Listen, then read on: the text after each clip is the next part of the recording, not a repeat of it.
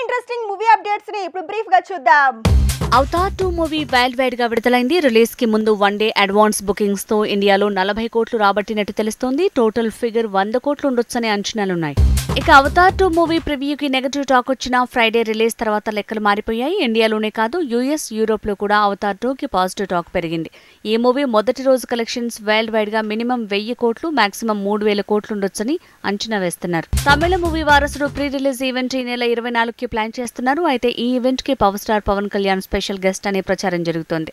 అయితే అలాంటిదేం లేదని అవన్నీ పుకార్లని తేల్చేసింది film team.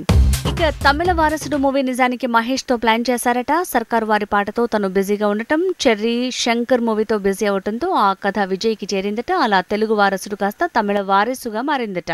Tollywood top producer Dil Raju వివాదంలో ఇరుక్కున్నాడు. తమిళ స్టార్ అజిత్ కంటే మరో 60 హీరో విజయ్ పెద్ద హీరో అనటమే వివాదానికి కారణమట. ఇప్పుడు తమిళ్లోనే కాదు తెలుగు రాష్ట్రాల్లో కూడా దిల్ రాజు మీద సోషల్ మీడియాలో ట్రోలింగ్ పెరిగిందట. బాలయ్య అన్స్టాపబుల్ షోకి గెస్ట్ గా రాబోతున్నాడు పవర్ స్టార్ పవన్ కళ్యాణ్. ఈ నెల 27న అన్స్టాపబుల్ సీజన్ 2 కోసం పవన్ రాబోతున్నాడట. బాలయ్యతో పవన్ ఎపిసోడ్ ని ఈ నెల 31 స్పెషల్ గా టెలికాస్ట్ చేస్తారట. ఎన్టీఆర్ 30వ సినిమాలో హీరోయిన్ కన్ఫర్మ్ అయింది. కొరటాల శివ మేకింగ్ లో తారక్ చేసే ఈ మూవీలో జాన్వీ కపూర్ హీరోయిన్ అంటున్నారు.